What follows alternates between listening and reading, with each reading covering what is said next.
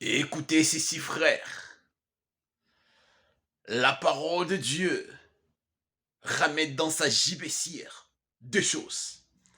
Lorsque la parole de Dieu vient, il y a des choses qui arrivent ensemble avec la parole de Dieu.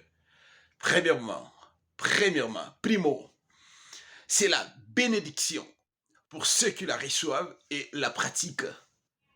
Tout le monde qui, après avoir entendu la parole de Dieu, après avoir écouté la parole de Dieu, la met en pratique, la personne est condamnée.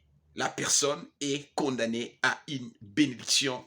Cette personne est heureuse pour le reste de sa vie parce qu'il a entendu la parole et il l'a pratiquée.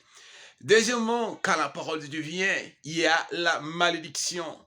La malédiction pour ceux-là qui écoutent la parole de Dieu et ne la pratiquent pas. Après avoir entendu Dieu, après avoir écouté ce que Dieu dit, vous ne pratiquez pas. Dites-vous que vous n'avez pas droit à la bénédiction de Dieu. Dieu ne bénit que ceux-là qui apprennent à obéir à sa voix. Logiquement parlant, la bénédiction n'est que la conséquence de l'obéissance à la parole de Dieu. Donc, apprenez ceci. Obéissez à la parole de Dieu. Pratiquez la parole. Faites ce que le Maître nous recommande. Faisons ce que le Maître nous dit de faire. Ça, c'est un bon disciple. Un disciple écoute ce que dit son Maître et pratique ce que le Maître recommande. J'aimerais que vous soyez bénis. Après avoir entendu la parole de Dieu, n'hésitez pas, n'endurcissez pas vos cœurs.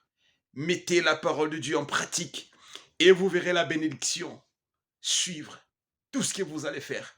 Car la bénédiction n'est que la conséquence de l'obéissance ou de la pratique de cette parole de Dieu.